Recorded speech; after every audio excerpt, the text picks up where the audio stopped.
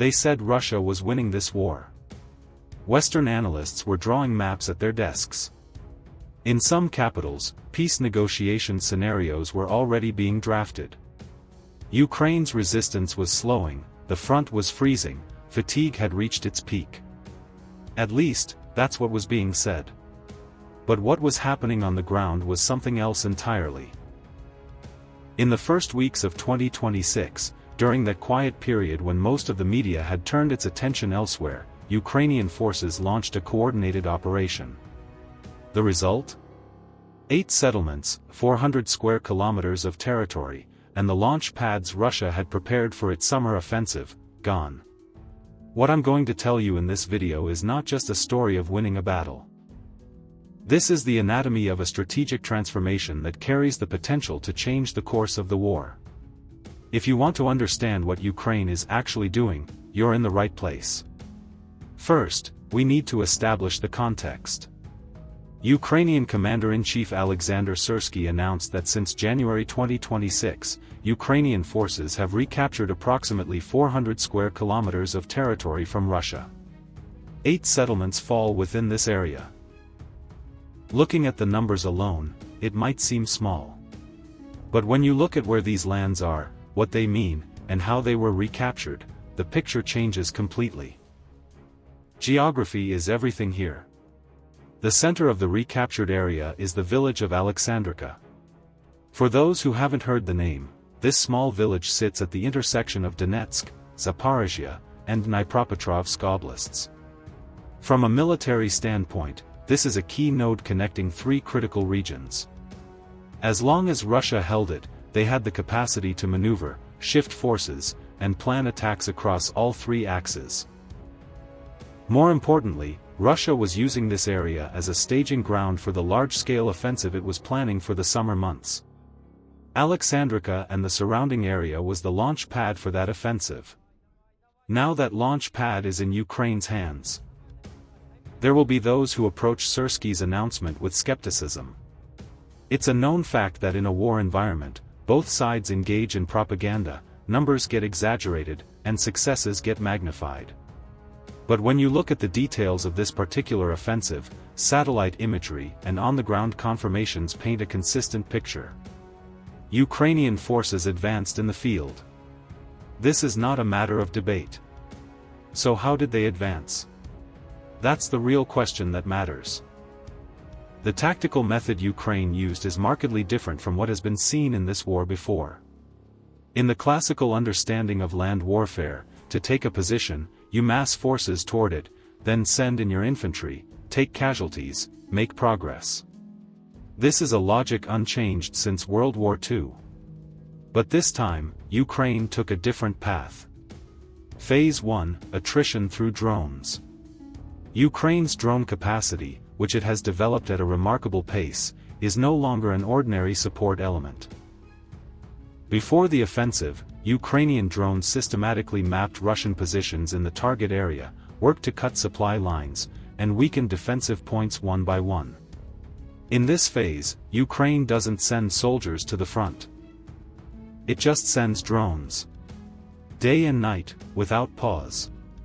Russian forces don't know when the next strike will come, they stay constantly on edge, they tire, they lose morale.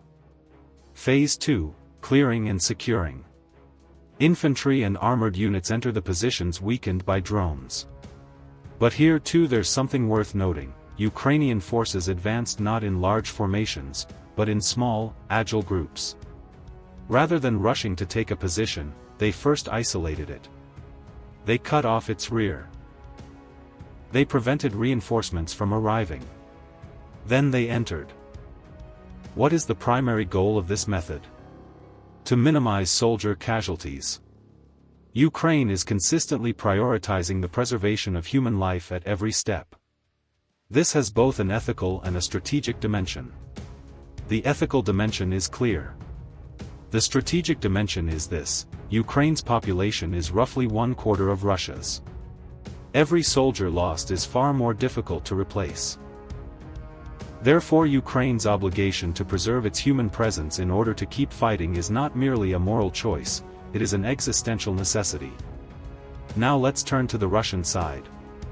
Because Russia's situation at the start of 2026 is not a simple retreat story. When you look at what's happening on the front, you see that Russia is facing a serious communications and coordination crisis. The Starlink issue comes in here.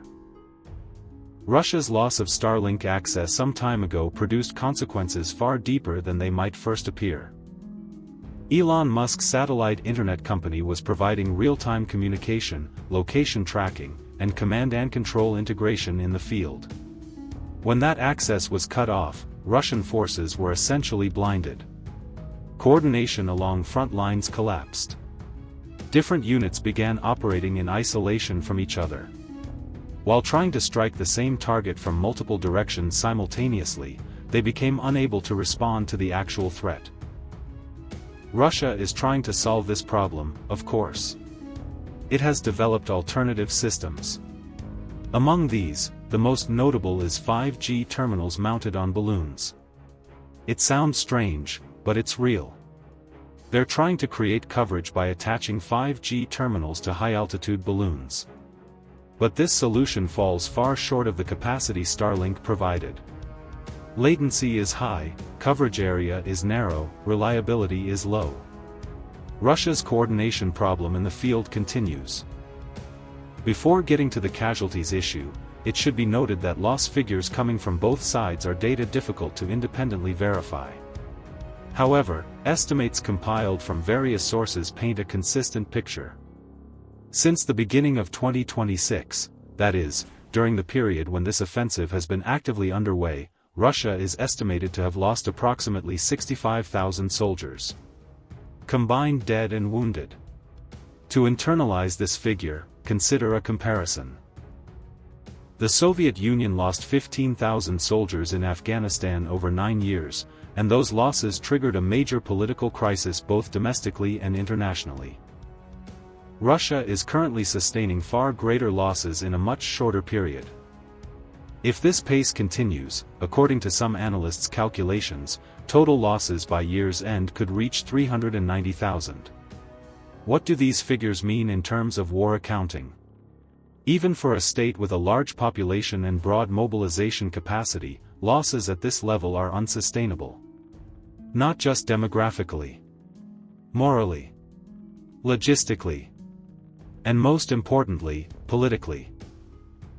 Even in an environment where questioning the war within Russia has been suppressed and criticism silenced, when that many body bags return home, this pressure will inevitably be felt at some point. Now let's move to the strategic framework. Ukraine is not conducting this offensive merely to take territory.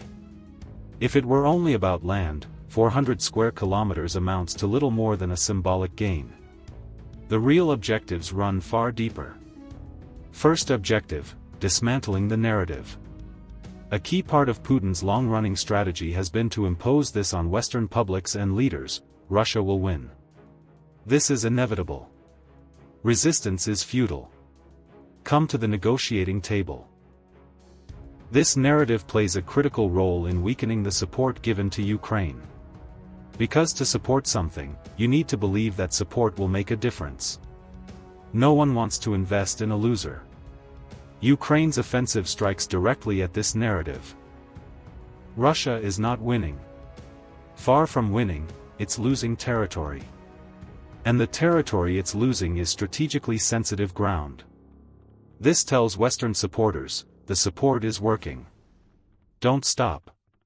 Second objective, drawing reserves to the right place. One of the most critical questions in war is, where do you force the enemy to mass their forces? If you can pull enemy forces not to where they plan to go, but to where you've determined they should go, then the initiative is yours. With this offensive, Ukraine placed Russia in exactly this kind of dilemma. Once Aleksandrika and the surrounding area was recaptured, Russia was forced to shift forces there. This means spending reserves Russia had planned for other axes on this front instead. The major offensive plans prepared for summer are encountering force shortfalls. Russia is burning its accumulated capacity not where it chose, but at the points Ukraine forced upon it. Third objective, attacking in order to defend. This is a strategy that looks paradoxical but actually aligns with classical military logic. It's known that Russia has been preparing for a summer offensive. If that offensive materializes, it aims to consolidate previously captured territory and push the front further forward. What is Ukraine doing to avoid facing this scenario? It's seizing the starting points Russia would use for that offensive, before the offensive arrives. Think about it, to launch an attack, you need to start from a certain point. If that starting point is taken from you, you're forced to either cancel the attack or launch it from a far more disadvantaged position. Either option fundamentally reduces the attack's effectiveness. Ukraine is doing exactly this. It's attacking where Russia was going to attack from. What happens to the recaptured territory? This is perhaps the most interesting part of the entire strategy. Ukraine doesn't leave recaptured areas empty. It immediately begins defense construction. And this defense is not a simple job of digging positions. A systematic, layered, deeply engineered defensive structure is being built. Reports from the field and satellite imagery show this. Every recaptured square kilometer is being equipped with barbed wire, anti-tank trenches, and dragon's teeth, concrete anti-tank barriers. Minefields are being laid. And all of it is positioned in a way designed to funnel enemy forces into specific corridors. Why? Because drones and artillery are waiting at the end of those corridors. The strategy works like this: when Russian armor and infantry try to advance, they can't move across a broad front. Defensive obstacles narrow them down, channeling them toward specific crossing points. Those crossing points are called choke points. Ukraine already knows where those choke points are. It has prepared focused drone batteries and artillery fire for them. When Russian forces enter those points, they encounter firepower that was calculated in advance. Building this system requires time and resources. But Ukraine is doing it. Every recaptured village becomes a future trap for Russia. Let's step back and look at the big picture. What is Ukraine doing in 2026, at its core? Taking territory? Yes, but that's secondary.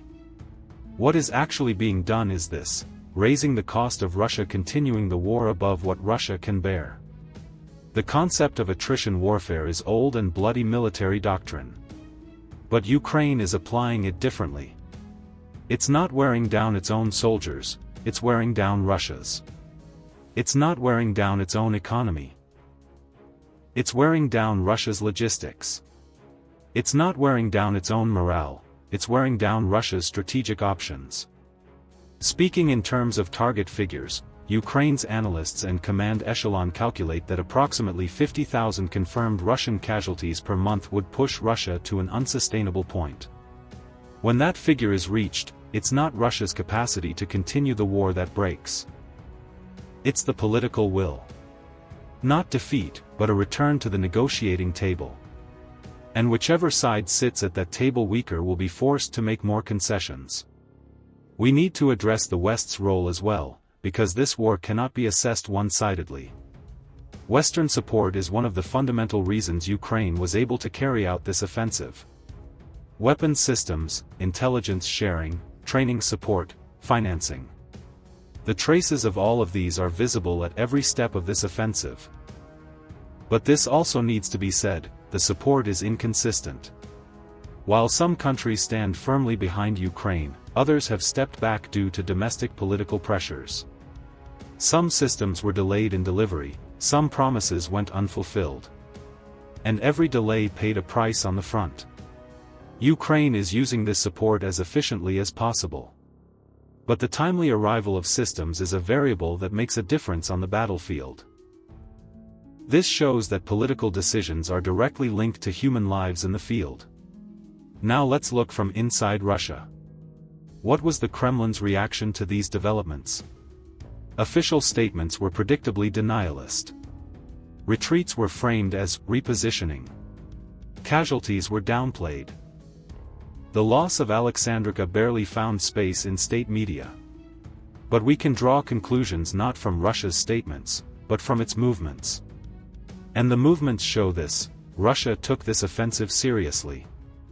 Reinforcements were sent to the southern front. Other planned operations were postponed or scaled back. Reserve units were shifted not to where they were expected, but to where Ukraine was applying pressure. This is a sign of reactivity. And the side that acts reactively is the side that has lost the initiative. Predicting the long-term trajectory of the war is dangerous. There are too many variables, too much uncertainty. But looking at the current picture, a few things can be said. Ukraine's offensive is not merely a short-term tactical move. It is part of a long-term strategic design. Recaptured territories are being converted into defensive lines. Russia's reserves are being depleted. The starting points planned for the summer offensive are being eliminated. And all of this is being accomplished while minimizing Ukraine's own military casualties. Russia, meanwhile, is grappling with a logistics crisis, communication deficiencies, and heavy losses. The loss of Starlink is not merely a technical problem. It is an operational paralysis. And there is no concrete sign that this paralysis will be resolved in the short term. But war also has a political dimension. Whatever the battlefield picture looks like, political decisions can change everything. If Western support continues, Ukraine can sustain this strategic trajectory. If support fractures, even the best tactical calculations can go unanswered. And it is at this point, beyond all this military analysis, that a fundamental question stands. Why does this war matter? Not as a question of what Ukraine takes from Russia or what Russia takes from Ukraine, but as a question of what this conflict means for the international order. When one country invades another, enters its territory, bombs its cities, and says, "This is mine," when that goes unanswered in the international system, it sets a precedent. Once that precedent is established, others ask the same question. Can I do this too? Ukraine is resisting. That resistance carries meaning in itself. And every square kilometer of this offensive demonstrates that the resistance is sustainable. One final point. Aleksandrika. That small village. Those who follow war news hear dozens of place names every day. Most names are forgotten by the next news cycle. But Aleksandrika, at least for this period, is a critical reference point for understanding the overall direction of this war. Because Aleksandrika is not just a seized village. It's a nail driven into the key geography at the intersection of three oblasts. A wedge driven into Russia's summer plans. And the physical expression of Ukraine's message: this war is not over. 400 square kilometers may seem small. But these are 400 square kilometers with defensive lines, drone positions, and artillery points built upon them. When Russia wants to advance, it will have to pass through these areas. And the cost of that passage will be heavy. This phase of the war is not producing definitive outcomes. Wars don't work that way. But every phase determines the conditions for the next. Today it's Aleksandrika, tomorrow it will be somewhere else.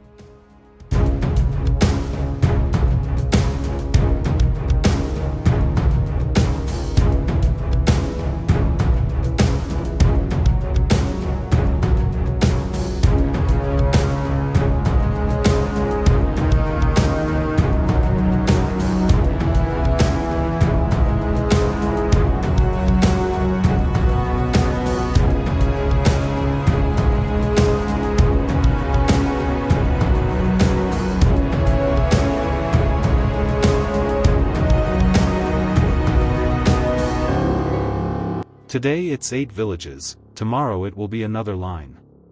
What matters is seeing where this chain might lead. Ukraine right now appears to know what it's doing. And Russia right now appears not to know exactly what to do. That asymmetry can change everything in a war. If you found this video worthwhile and want to keep following these topics, you can continue from here. In the next video, we'll look at Russia's internal front, the economic pressure, and where the fractures within the Kremlin might be heading. Because wars are won and lost not only on the battlefield, they're won and lost in the decision-making centers as well.